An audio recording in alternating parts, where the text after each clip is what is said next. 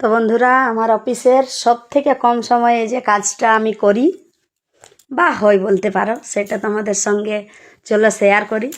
তো সেই কাজটা হচ্ছে এই যে একটু পপকর্ন বানাচ্ছি আমি।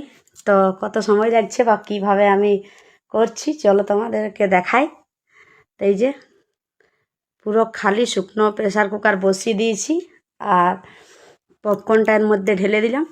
আর যে তেলটা থাকে ওইটা কিন্তু ভালোভাবে দিতে হবে, কারণ পপকর্নের টেস্টটা কিন্তু এটার মধ্যেই থাকে। যে পপকর্নটা দিয়ে দিলাম, এবার ভালো করে আর ওইটাকে প্যাকেটটা ফেলে দিলাম তা করলে চলবে না, ভালোভাবে দিয়ে।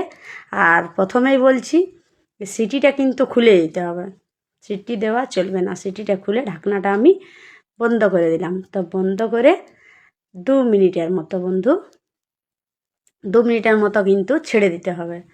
তো আমি বসিয়ে দিয়েছি, বাস এই যে পুরো একদম ফুটতে শুরু নিয়েছে, পুরো আওয়াজ একদম পেট ফাটতো। আমি ভালো করে একটু দুবার করে মিশিয়ে নিলাম। আর আমার ক্যামেরাটা কিন্তু করে দিচ্ছে আমার ছেলে। তো একটু আমি ভালো করে একটু নেড়ে নিচ্ছি, কারণ যাতে নিচেরগুলো সব ভালোভাবে ফুটে যায়।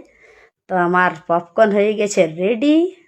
তো চলো, এইয়া একদম বিকালের নাস্তায় পপকর্ন রেডি।